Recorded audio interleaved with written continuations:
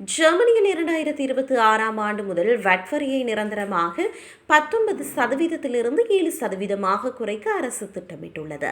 விருந்தோம்பல் துறைக்கு உதவுவதற்காக கோவிட்-19 தொற்று நோய் காலத்திலிருந்து குறை விகிதம் முதலில் அறிமுகப்படுத்தப்பட்டு பின்னர் நீக்கப்பட்டது.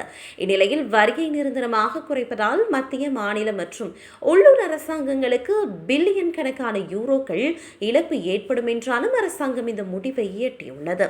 இதனால் உணவகங்களுக்கு செல்லும் செலவு குறையுமா என பலர் யோசித்து வருகின்றனர்.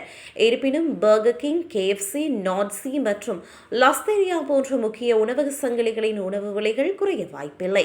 எனினும் இந்த வட் வரி குறைப்பு தற்போதைய விலைகளை குறைப்பதற்கு பதிலாக எதிர்கால விலை உயர்வை தவிர்க்க உதவும் என சில உணவக சங்கிலிகள் கூறுகின்றன.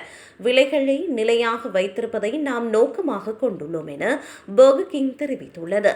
அத்துடன் சிறிய விலை குறைப்புகள் பின்னர் சாத்தியமாகலாம் என KFC கூறியுள்ளது. இதேவேளை வாடிக்கையாளர்கள் விலை வீழ்ச்சியை எதிர்பார்க்க கூடாது எனவும் வட் வரி குறைப்பு எதிர்கால விலையேற்றங்களை கட்டுப்படுத்தும் எனவும் நிபுணர்கள் கூறுகின்றனர்.